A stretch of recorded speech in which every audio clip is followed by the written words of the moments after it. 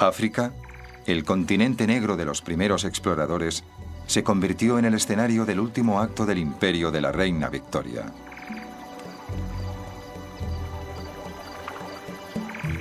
Siguiendo los pasos de misioneros como David Livingstone, las potencias de Europa llevaron a cabo una carrera brutal para conseguir más colonias. Una carrera que sería conocida como la lucha por África. En Gran Bretaña, este último estallido expansionista fue inspirado por dos hombres cuyas historias llevarían al pueblo británico al clímax del fervor imperialista. El primero, el general Charles Gordon, enviado en misión diplomática a un pobre país árabe, inició una cruzada personal para liberar a un pueblo oprimido. Su actitud desafiante llevaría a su reina y a su imperio a una guerra santa y a una búsqueda romántica pero violenta para imponer un nuevo orden mundial. El segundo, Cecil John Rhodes, empezó como un sencillo cultivador de algodón y se convirtió en el mayor creador imperial de su generación. Para financiar sus sueños de conquista se embarcó en una despiadada búsqueda de diamantes, oro y poder que le convertiría en el hombre más formidable y odiado de África. Ambos, Cecil Rhodes y Charles Gordon, ejemplificaron las virtudes y los vicios de su época. Llevarían a Gran Bretaña a nuevos niveles de gloria y expondrían el lado oscuro del imperio de Victoria. El Imperio Británico, el imperio de la reina Victoria, la lucha por África. A los 60 años, la reina Victoria seguía llevando los trajes de satén negro con encajes blancos que se puso por el luto de su querido esposo, el príncipe Alberto, que había muerto 20 años antes. Para sus 350 millones de súbditos repartidos por todo el mundo, ella era el símbolo divinizado del poder y prestigio británico, pero en el invierno de 1884 su imperio se enfrentó a una seria amenaza de una de las regiones más pobres y oscuras de la tierra, Sudán.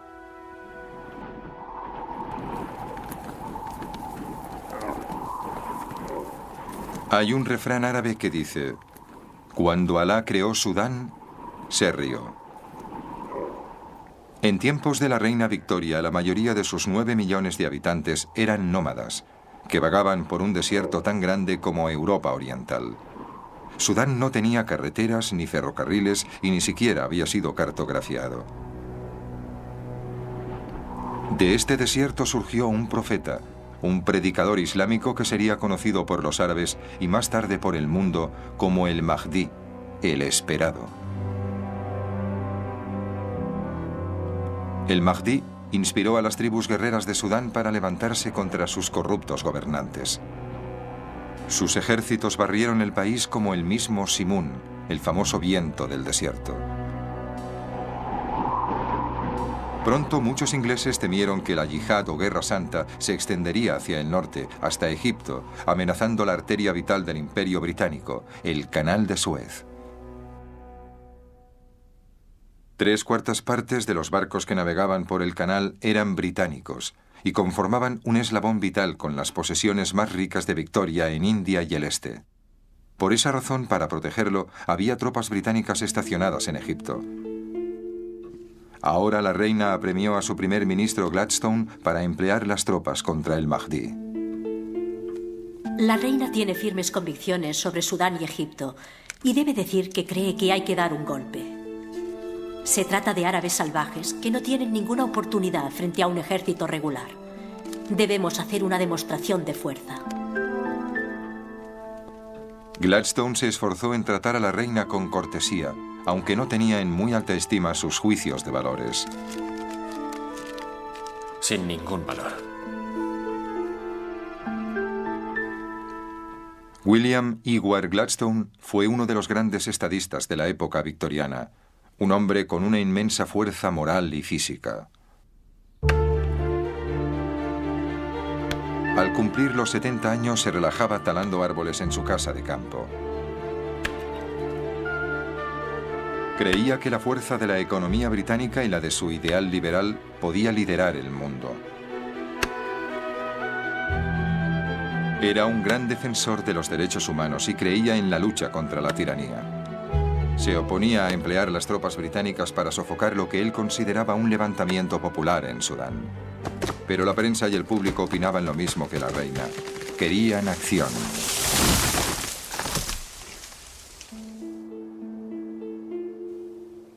El gobierno de Gladstone decidió ganar tiempo. Propuso enviar a un alto oficial del ejército a Sudán para que informara de la situación. Para esta misión, eligió a uno de los héroes más populares de la época victoriana, el general Charles George Gordon.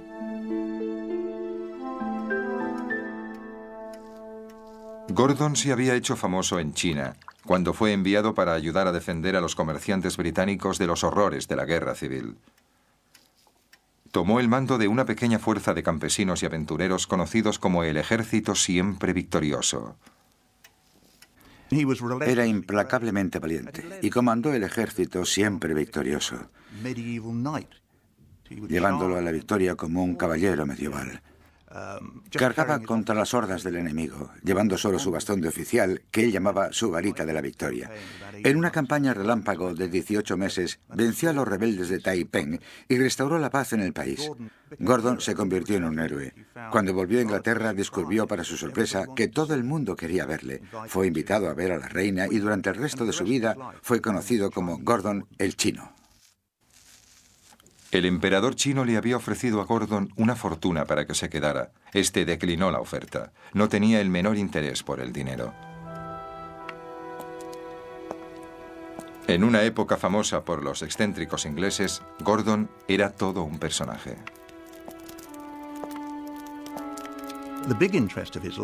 Lo que más le interesaba en la vida, algo que era mucho más que un pasatiempo, prácticamente una obsesión, era el cuidado de los niños, particularmente pequeños. Buscaba niños hambrientos, durmiendo en portales, desollinadores, y los llevaba a su alojamiento. Los lavaba, los vestía, los enviaba a la escuela, les daba dinero para sus gastos, se ocupaba de su educación y les encontraba un empleo.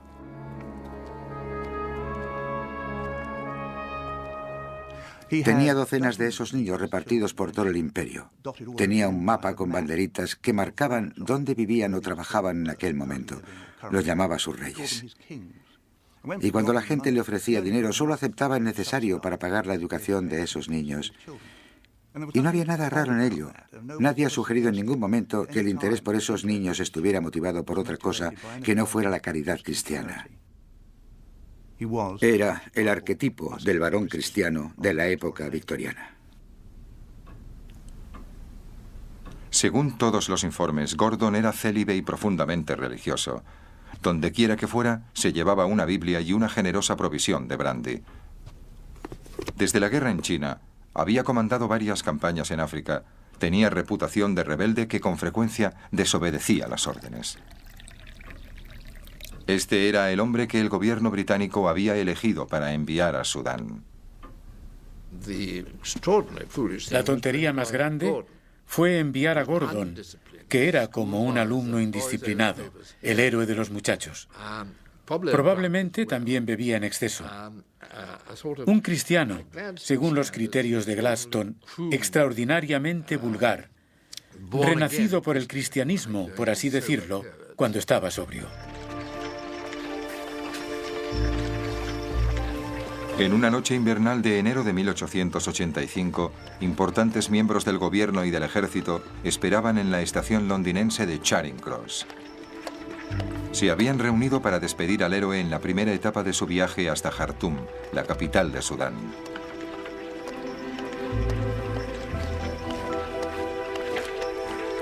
Gordon llegó tarde. Había estado cenando con unos amigos y había perdido la noción del tiempo jugando con sus hijos. También había olvidado coger dinero. El secretario de Asuntos Exteriores se apresuró a comprarle el billete a Gordon. Los otros hurgaron en sus bolsillos para darle un reloj de oro y todo el dinero que llevaban encima. Uno de los generales intentó recaudar más dinero.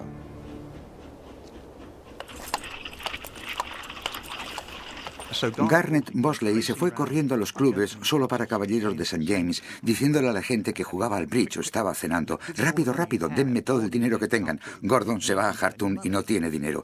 Esto provocaría celos, sospecho yo, entre los círculos más elegantes, porque enviaban a alguien con una misión muy delicada que ni siquiera se había molestado en ir al banco.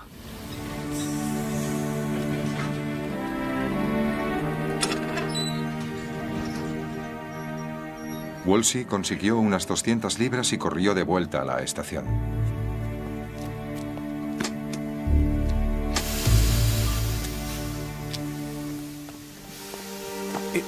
En cierto modo, la noche que Gordon partió para Khartoum era una maravillosa estampa victoriana. El duque de Cambridge mantuvo abierta la puerta del vagón y Sir Garnet Bosley le subió el equipaje y todos le estrecharon la mano. Él subió al tren, cerró la puerta, la máquina dejó sonar su silbido y el jefe de estación agitó la bandera y el tren se puso en marcha, llevando a Gordon a su destino.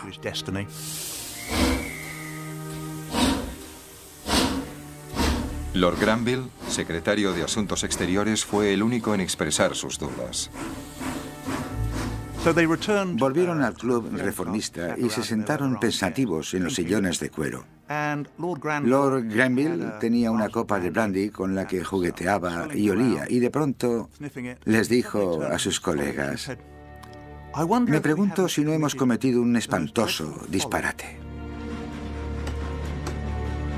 Sus dudas eran compartidas por el cónsul británico en El Cairo.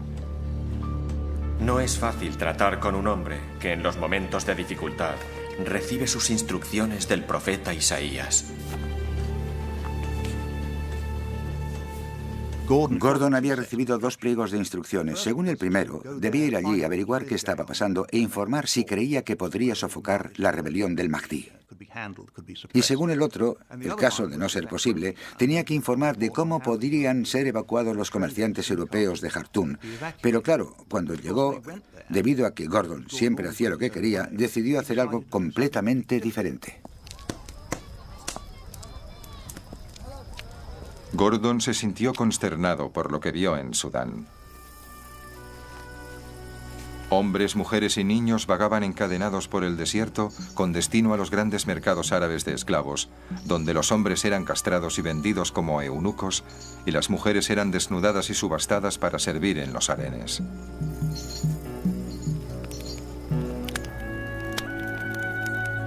Gordon asumió el mando en Jartum e hizo una hoguera con los famosos látigos utilizados por los negreros y los gobernantes sudaneses para controlar el pueblo. Estaba determinado a ser el salvador de los oprimidos sudaneses. He venido sin tropas, pero con la ayuda de Dios nos enfrentaremos a los males de Sudán. Pero antes, Gordon intentaría aliarse con el hombre al que debía enfrentarse, el Mahdi. Le envió un uniforme de gala, ofreciéndole su amistad personal si el Mahdi ponía fin a su guerra santa. Ahora Gordon sabría la clase de hombre con el que tenía que tratar. El Mahdi le devolvió el uniforme con una jiba, propia de las tribus del desierto, y una nota invitando a Gordon a convertirse al Islam y a unirse a su ejército.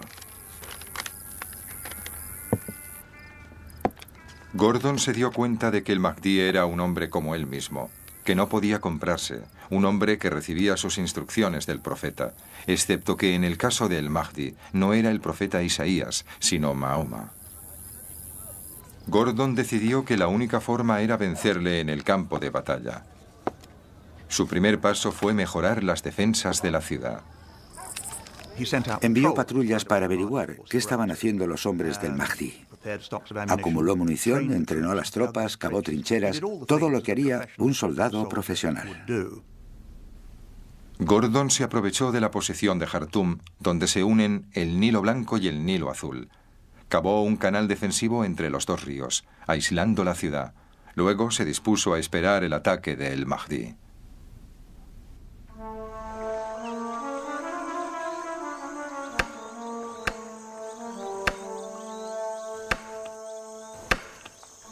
Las fuerzas del Mahdi cortaron la única línea de telégrafo con el Cairo y se dispusieron a esperar a que el hambre obligara a la ciudad a rendirse. Gordon se vio atrapado en Jartum con 35.000 hombres, mujeres y niños. Para salvarlos necesitaba la ayuda de Gran Bretaña. El objetivo estratégico era obligar al gobierno británico a enviar una fuerza para luchar contra el Mahdi, y pensaba conseguirlo resistiendo hasta que no tuvieran más opción que ir en su ayuda. Pero en Londres, sus peticiones de ayuda cayeron en oídos sordos. Gladstone estaba determinado a que Gran Bretaña no se viera implicada en una guerra en Sudán. Por el contrario, simpatizaba con la lucha de el Mahdi. Gladstone sostenía que el imperio británico ya era demasiado grande y en todo caso debería reducirse, pero sobre todo era el jefe del gobierno y no permitiría que un general de los ingenieros reales medio loco, que había decidido apoderarse de una ciudad en pleno desierto contra cualquier probabilidad de éxito, le arrastrara a una guerra en el extranjero. No era parte de la política del gobierno. Gladstone le dijo al Parlamento: enviar tropas sería iniciar una guerra de conquista contra un pueblo que lucha por su libertad, y lo hace con toda razón.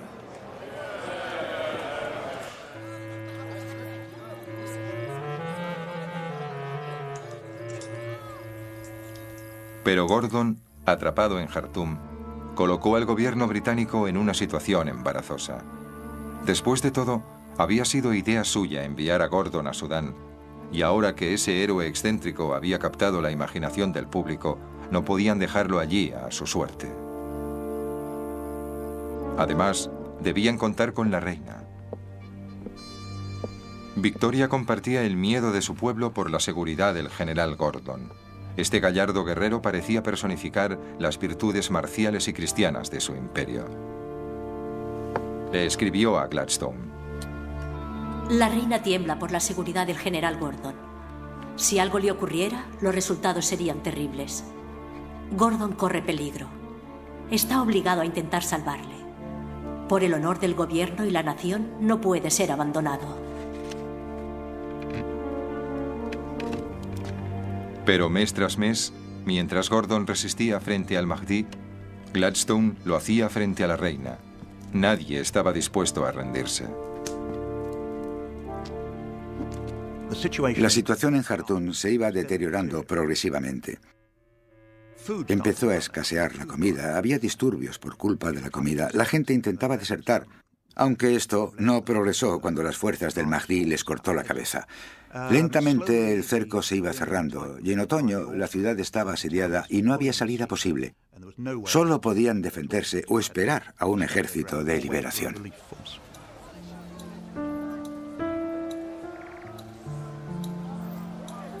De la ciudad asediada salían informes que los barcos a vapor llevaban por el Nilo.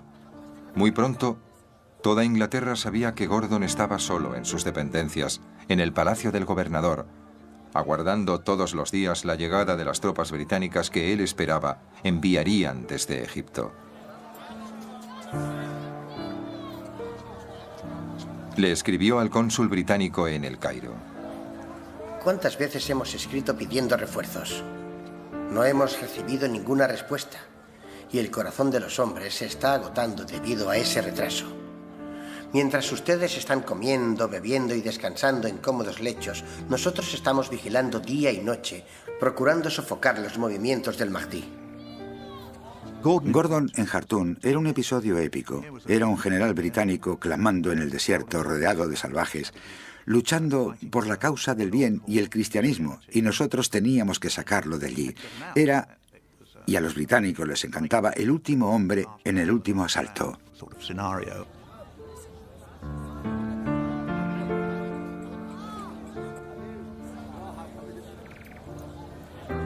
El público ya consideraba a Gordon como un héroe, Gordon el chino, y aquí estaba de nuevo el héroe en África y el gobierno tenía que hacer algo al respecto. Gladstone se vio presionado por el público para hacer algo, enviar tropas para salvarlo.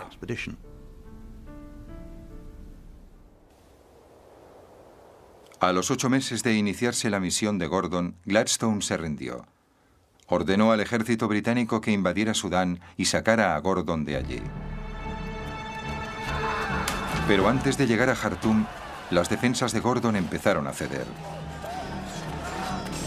En la mañana del 26 de enero de 1885, el Mahdi lanzó su asalto final.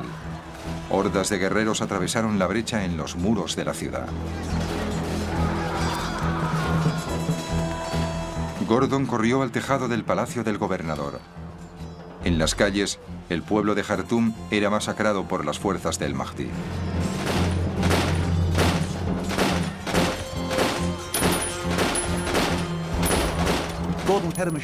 Gordon tenía una ametralladora en el tejado del palacio, un Gardner muy parecida a la Gatling.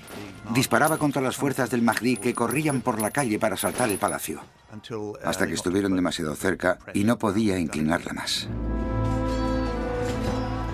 Cuando los guerreros del Mahdi llegaron a los muros del palacio, Gordon abandonó el tejado.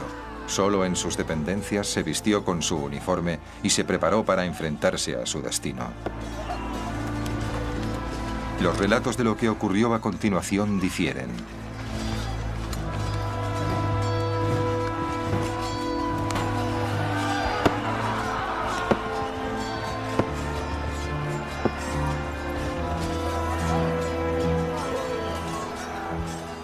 En ese momento, las fuerzas del Mahdi ya habían matado a los soldados y estaban en los jardines del palacio y corrían hacia él.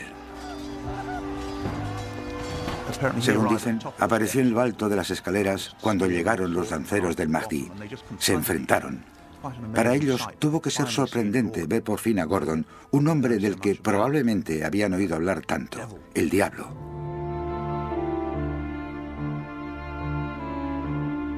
Hay un famoso cuadro inspirado en los relatos, o meramente una fantasía, en el que se ve al lancero hundiendo la lanza en el pecho de Gordon. Este cayó encima de la muchedumbre, que lo cortó en pedazos.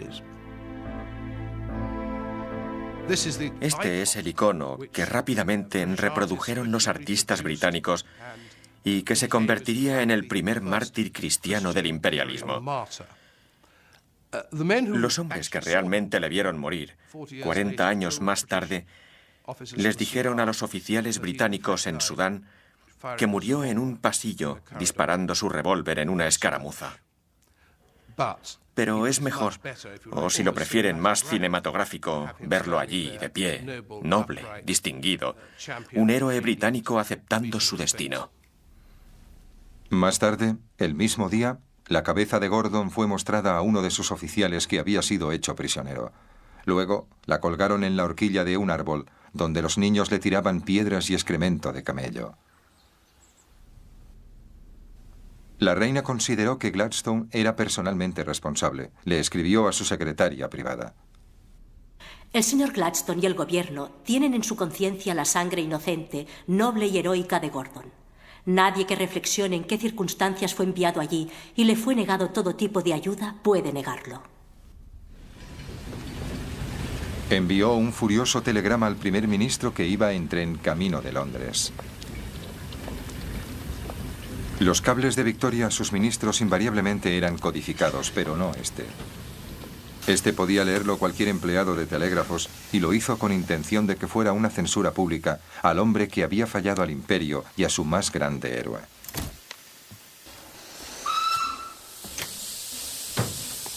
El jefe de estación de un pueblo le entregó el telegrama a Gladstone.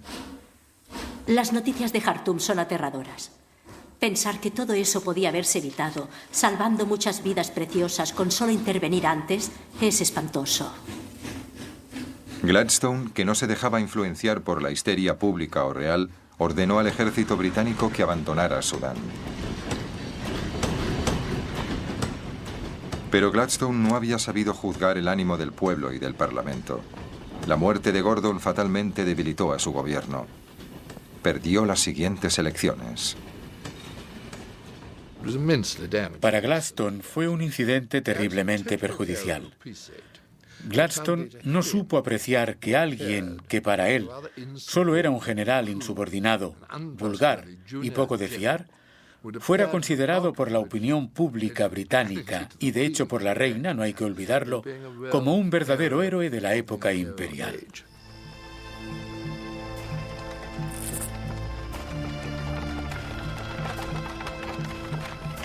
La caída de Gladstone tendría serias repercusiones en todo el imperio, especialmente en el sur de África. La falta de su influencia moral dejó libre el camino a un hombre que llevaría el imperio de Victoria por un sendero mucho más peligroso. Cecil John Rhodes había llegado a Sudáfrica a los 17 años para trabajar en la hacienda algodonera de su hermano. No había nada que distinguiera a Rhodes de miles de emigrantes británicos que dejaban la madre patria para hacer fortuna en las colonias británicas. Pero este joven, hijo de un clérigo, dedicaría gran parte de su vida a ampliar el dominio británico, convirtiéndose en el hombre más peligroso del imperio de la reina Victoria.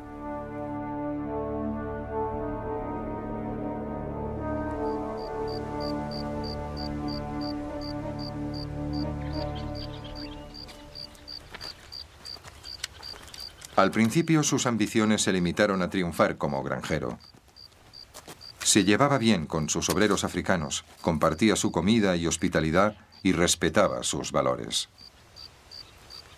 Rhodes era muy intuitivo con el pueblo de África. Le fascinaba la sociedad africana. Se pasaba noches enteras en kraals, aldeas, quería entender cómo funcionaban. Rápidamente aprendió la lengua de los zulúes para comunicarse directamente con ellos. También comprendió el valor que daban los africanos a la confianza de una persona y fue objeto de burla por parte de los otros granjeros porque pagaba a sus obreros por adelantado. Eso era visto por la gente que trabajaba para él como un signo de confianza y, claro, afianzaba su lealtad. Pero Rhodes pronto perdió el interés por la granja. Su llegada a África había coincidido con un decisivo descubrimiento a 750 kilómetros de distancia, en una remota alquería conocida como Colesburg-Kopje.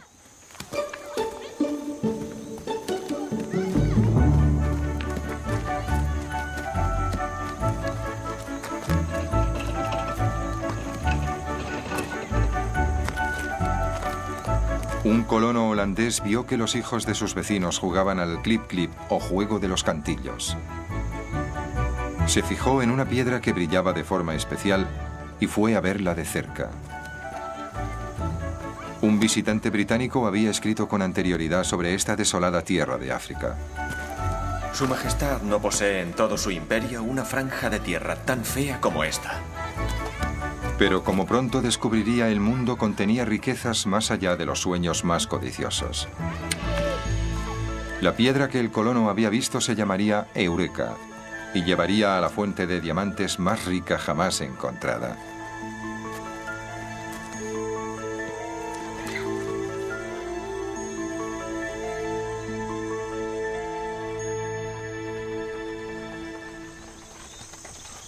Rhodes lo abandonó todo. Hizo el equipaje y se sumó a la fiebre de los diamantes. La alquería Colesburg-Kopje pronto se convertiría en la ciudad de Kimberley. Matones de las minas de oro de California y Australia convivían con veteranos de la Guerra de Secesión americana, aristócratas ingleses e inmigrantes de los guetos de Europa. Todos atraídos por un agujero en la tierra que cada día era más grande.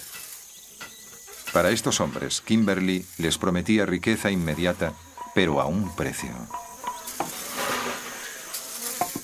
Kimberley era un lugar indescriptible. El ruido, el polvo, el calor. Pueden imaginar esta colonia de 40.000 personas en pleno desierto. El polvo de las excavaciones se veía a 15 o 20 kilómetros de distancia. Al acercarse, se adentraban en un lugar terrible. Cabañas construidas con viejas cajas de embalaje, rodeadas de animales muertos, o los restos de animales muertos. Moscas, infestado de moscas. El salvaje oeste era un lugar tranquilo comparado con Kimberley. Aquí había un bar para cada 16 hombres, y los tiroteos eran algo cotidiano. Pero Rhodes prosperó como buscador de diamantes. En menos de un año escribió a su madre diciéndole que ganaba unas 100 libras a la semana, lo suficiente para convertirlo en uno de los jóvenes más ricos de Inglaterra. Pero en 1872, unos días antes de cumplir los 19 años, sufrió un ataque cardíaco. Los médicos le dijeron que el ataque había sido leve, pero Rhodes sabía que a partir de entonces mantendría una carrera contra la muerte. Eligió una curiosa forma de convalecencia: un viaje épico por la sabana africana. Algunos creen que durante este viaje, Rhodes acrecentó su gran amor y desarrolló su gran plan para África. Muchos estudiosos han dicho que esos 9 meses que Rhodes pasó viajando por África en una carreta tirada por bueyes hasta llegar al territorio de los Boers tuvo un efecto increíble en él. Rhodes escuchó miles de historias de cazadores sobre el interior de África.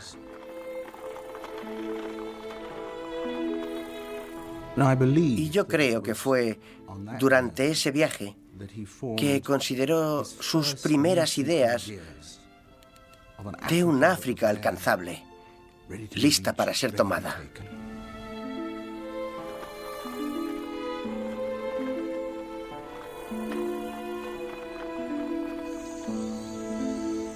Una vez recuperada la salud, Rhodes volvió a las minas de diamantes. La mayoría de los mineros creían que las minas estaban agotadas y querían vender sus concesiones. Rhodes se arriesgó y las compró. Su instinto no le engañó. Bajo la primera capa de diamantes había otra, incluso más rica. Rhodes puso todas las concesiones bajo el control de una sola empresa, De Beers. En 10 años controlaría el 90% de la producción mundial de diamantes. Rhodes se sirvió de su riqueza para financiar su sueño. El dinero es poder. ¿Y qué puede conseguirse sin poder? Rhodes soñaba con crear una vasta colonia británica de norte a sur de África. Para conseguirlo, planeó construir un ferrocarril desde Ciudad del Cabo a El Cairo. Pero antes necesitaba apoyo político en Sudáfrica. Fue elegido para el Parlamento de El Cabo y entró en relación con Africana Bond, el partido de los granjeros holandeses o Boers que estaban consolidando su propio poder quitándoselo a los nativos africanos. Estamos hablando de un momento en el que la población negra de El Cabo votaba, siempre y cuando tuvieran alguna propiedad. Formaban parte de jurados en juicios a personas blancas. Esto constituía una aberración para Africana Bond.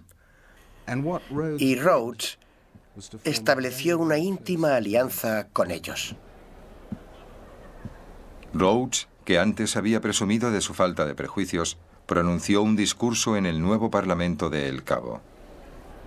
¿Acaso este Parlamento cree que es correcto que hombres en estado salvaje tengan derecho al voto? Hay que tratar a los nativos como un pueblo subyugado. Ser sus señores. Los nativos deben ser tratados como niños sin derecho al voto. Tras el discurso de Rhodes, la ley cambió. En Sudáfrica se retiró el voto de todos los africanos nativos, menos de un puñado. Rhodes, durante toda su carrera, no dejaba de cambiar las piezas en el tablero. Consideremos las minas de diamantes. Si nos remontamos al principio de su historia, la población negra era propietaria de concesiones, competía con los blancos. Lo que Rhodes quería era disponer de una mano de obra negra de confianza y permanente, encerrada en asentamientos, sin que se les permitiera salir, siendo inspeccionados cada vez que salían de las minas. Y la necesidad de una mano de obra controlada llevó a Rhodes a las políticas más racistas. La carrera de Rhodes no tiene sentido en términos políticos. Pero si se considera en términos económicos, sí lo tiene. Las alianzas que firmaba eran para conseguir beneficios y hacer negocios, y eso es indiscutible.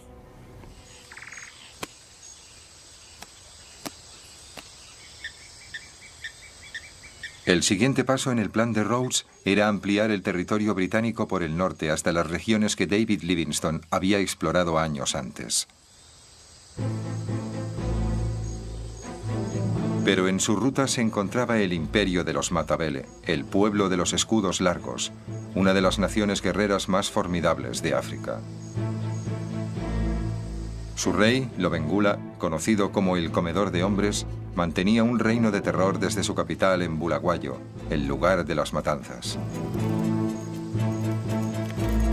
En sus tierras se había encontrado oro y varios aventureros europeos iban por él. Pero Rhodes quería algo más que el oro. Él quería el territorio de Lobengula. La historia de Rhodes y Lobengula es fascinante y horrible al mismo tiempo. Los dos hombres nunca se vieron, pero mantuvieron una fuerte y extraordinaria relación a través de intermediarios. Rhodes envió a 3 de sus agentes a hablar con Lobengula, y para impresionar al rey de Matabele, incluyó entre ellos a John Moffat, cuñado del gran David Livingstone. Pero Lobengula no tenía ninguna prisa en recibirlos, por lo que se vieron obligados a esperar en el recinto en que el rey tenía sus cabras.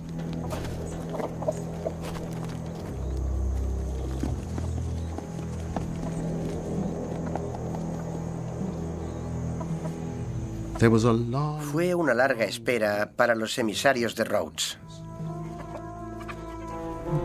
Rod, concretamente, escribió sobre las malas condiciones, el barro, las moscas y el hedor, la impaciencia que les dominaba. Lobengula los tuvo esperando literalmente meses, mientras tomaba una decisión. Por fin, después de la espera, Lobengula dio a entender que estaba dispuesto a mantener una gran indaba, conferencia, para discutir si le otorgaba una concesión al consorcio de Rhodes. John Moffat le presentó a Lobengula un documento que le otorgaba a Rhodes unos poderes extraordinarios. La total y exclusiva propiedad de todos los metales y minerales de mi reino, principados y dominios, juntos con el poder para hacer todo lo que se considere necesario para obtener y procurar los mismos.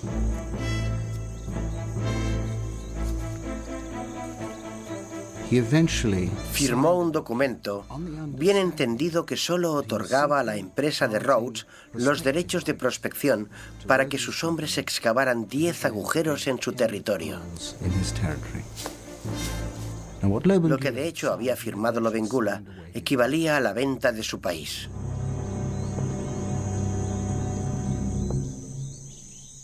Armado con ese documento, Rhodes fue a Londres en busca de una célula real, que sería la sanción de Gran Bretaña a su derecho sobre dicho territorio. Ahora Rhodes era famoso. Era ampliamente admirado por su inmensa fortuna y sus hazañas. Aunque muchos desconfiaban de él, considerándole un hombre que no permitiría que nada, ni siquiera el gobierno británico, se interpusiera en el camino a su ambición.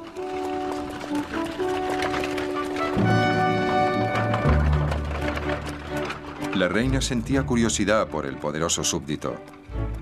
Invitó a Rhodes al castillo de Windsor. En 1890, cuando conoció a la reina Victoria, la hechizó. Hay un momento maravilloso en el que se dice que ella le preguntó: ¿es cierto, señor Rhodes, que odia a las mujeres? A lo que él replicó: ¿cómo podría odiar el sexo al que pertenece su majestad? Rhodes consiguió la aprobación de la reina y la cédula real, autorizándole a explotar la concesión del rey Lobengula. Le daba derecho legal para reclutar una fuerza policial de la compañía y construir fuertes por toda la región. Los poderes de un estado independiente. Pero Rhodes aún necesitaba sojuzgar el poder de Lobengula. Para conseguirlo llamó a su mejor amigo, el doctor Leander Starr Jameson, jugador, aventurero y un cruel oportunista.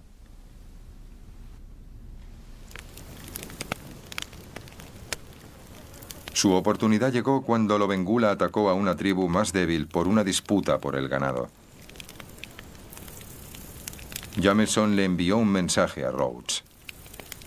Tenemos la excusa de una disputa por unas mujeres y niños asesinados, y si consiguiéramos las tierras de Matabele, tendríamos un gran potencial en acciones. Jameson reclutó una fuerza de 1.400 mercenarios blancos. A cada hombre le prometieron 2.400 hectáreas de las tierras de Lobengula y 15 concesiones para buscar oro. Cuando Rhodes y Jameson decidieron que había llegado el momento de apropiarse de las tierras de Matabele, la clave, el arma clave para ello, fue la ametralladora Maxim. Se trataba de un arma que disparaba 60 balas por segundo. Nunca había sido utilizada en el campo de batalla.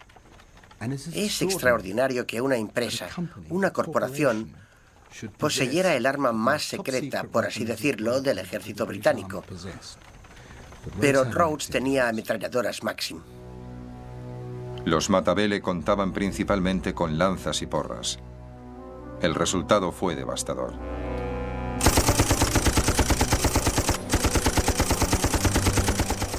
Las ametralladoras Maxim de Rhodes iban segando una y otra vez a los Matabele que avanzaban.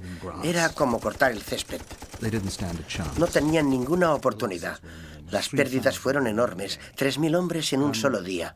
Fue una matanza. Lobengula huyó de Bulawayo con sus esposas. Pocos días después encontró su carreta con el cuerpo del rey a pocos metros. Según uno de sus seguidores, el gran rey de los Matabele se había envenenado. John Moffat, que había convencido a Lobengula para que firmara la concesión minera, estaba consumido por el remordimiento. El rey era un caballero a su manera y se ha pecado gravemente contra él. En noviembre de 1893, el doctor Jameson izó la bandera de la compañía en Bulawayo. Ahora Rhodes tenía el control absoluto sobre un vasto territorio que se llamaría Rhodesia. Pocos días después, hizo su entrada triunfal en la antigua capital de Lobengula y felicitó a sus tropas por la destrucción de lo que él llamaba una implacable barbarie. John Moffat había cambiado de posición. El gran Rhodes está vanagloriándose. Todo el mundo se inclina y le adora como el más sabio de los hombres. La marea popular está con él. Supongo que algún día se producirá una colisión y los hombres recordarán que aún sigue habiendo algo llamado justicia, incluso para los negros.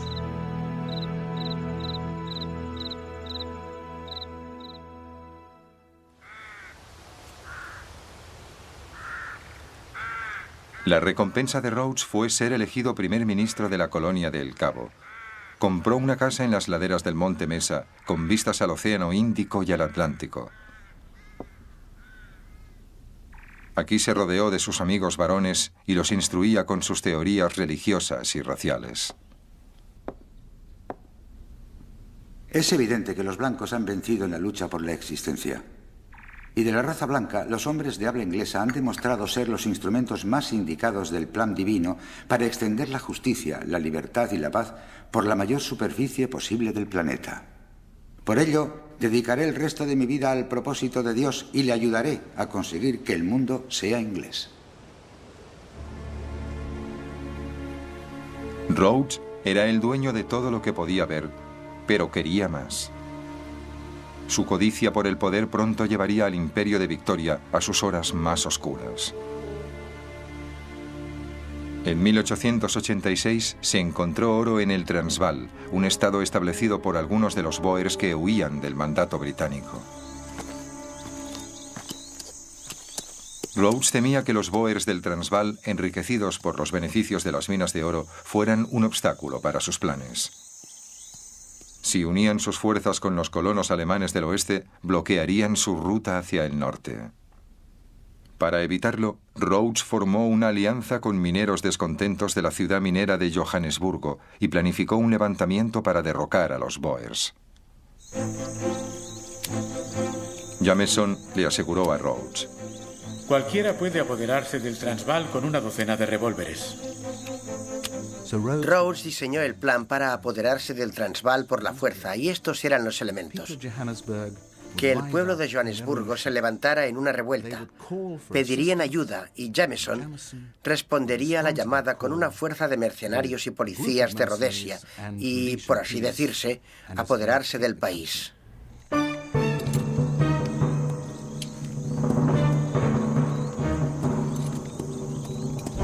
La prometida revuelta no se materializó, pero Jameson continuó con el plan. Llegó al Transvaal al mando de sus hombres, pero los Boers los estaban esperando. Dejaron que los invasores avanzaran hasta que los rodearon y entonces los fueron matando con asesina precisión.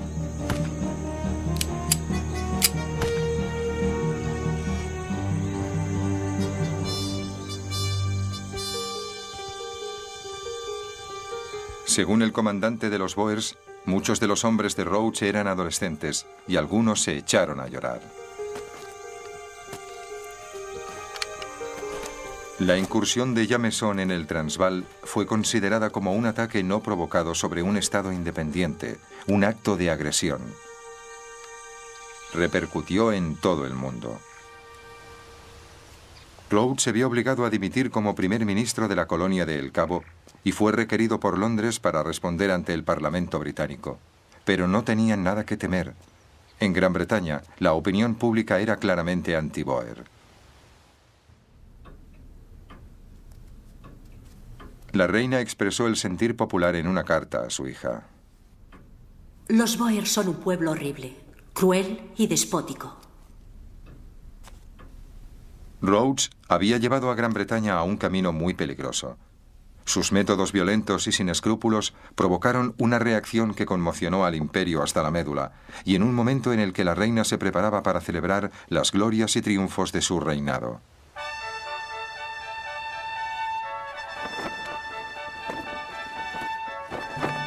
«1897 era el año del jubileo de diamantes de Victoria, 60 años en el trono. Militares y líderes coloniales de todos los rincones del imperio llegaron a Londres para participar en un desfile espectacular. Fue filmado por las nuevas cámaras de cine. La pequeña mujer bajo la sombrilla gobernaba una quinta parte de la población del planeta. Ha sido un día inolvidable. Creo que nadie ha recibido una ovación como la que me han dedicado a mí. Los vítores eran ensordecedores y todas las caras parecían resplandecer de alegría. Pero la alegría pronto se convertiría en desilusión cuando soldados que habían desfilado por las calles de Londres fueron enviados a luchar en la guerra en Sudáfrica. Los británicos enviaron un ejército para realizar lo que Rhodes no había conseguido, poner fin a la independencia de los Boers. La guerra de los Boers empezó un año después del jubileo de la reina. Los británicos creían que sería una campaña breve y gloriosa, pero los Boers estaban bien armados.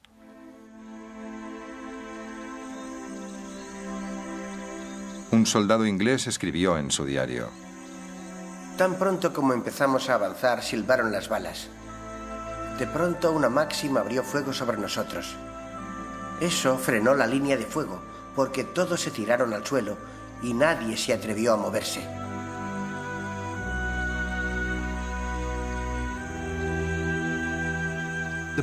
Los británicos fueron a la guerra en Sudáfrica muy mal preparados para ese tipo de contienda. La mayoría de los generales que lucharon contra los Boers estaban acostumbrados a un enemigo que luchaba con lanzas. Fue una sorpresa para ellos. Hubo casos en los que se rindieron. La gente no podía soportarlo más. Tiraban las armas y echaban a correr. Hubo gritos de cobardía.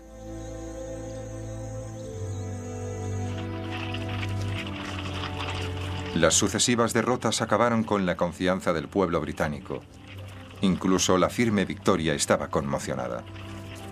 Hoy no ha habido noticias, solo listas de bajas. La guerra le tocó personalmente cuando su nieto, el príncipe Christian Victor, apareció entre los soldados muertos. Los británicos incrementaron el esfuerzo de guerra. Enviaron 250.000 de soldados al sur de África. Lentamente, la marea fue en contra de los bóers. Los ejércitos bóers fueron derrotados, pero sus jóvenes comandos continuaron con una guerra de guerrillas. Como represalia, el comandante en jefe, el general Kitchener, inició una guerra de agotamiento, quemando alquerías y reuniendo a mujeres y niños. Los internó en los primeros campos de concentración. Un gran número de civiles bóers se vio expuesto al tifus y al cólera, y como resultado de ello se convirtieron en campos de la muerte, que la prensa británica y muchos liberales denunciaron como un método bárbaro de hacer la guerra. El patriotismo de la reina y del pueblo siguió inalterable. Pero los desastres de la guerra de los bóers alimentaron una mayor desilusión de la que el ideal imperialista nunca se recuperó.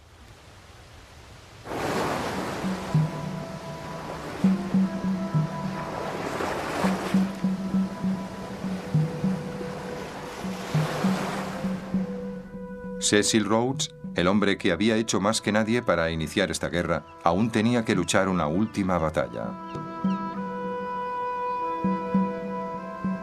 El estado de su corazón le dificultaba la respiración. Fue llevado a su pequeña casa en la costa con la esperanza de que la brisa del mar aliviara su angustia.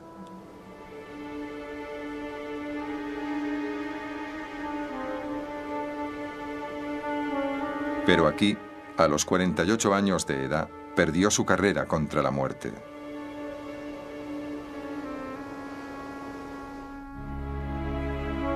Había dejado escrito que quería ser enterrado en Rhodesia, en un lugar que él llamaba la vista del mundo. Su tumba fue marcada no con una cruz, sino con una enorme piedra.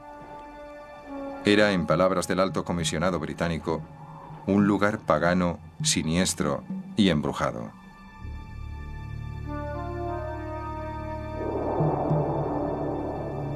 Muchas de las actitudes que Rhodes había defendido fueron enterradas con él. La era de Victoria había terminado, y con ella el incuestionable imperialismo que había representado.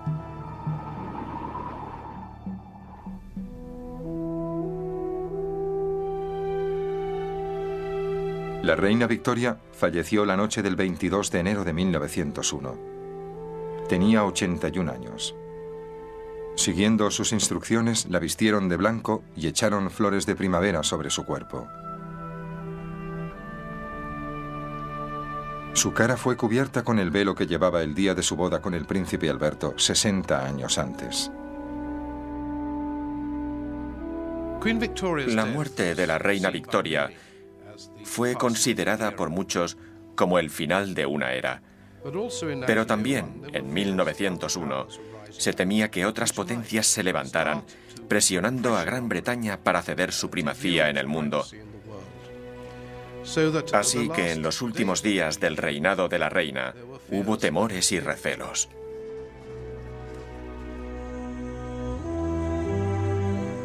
Rhodes había ampliado en exceso el imperio.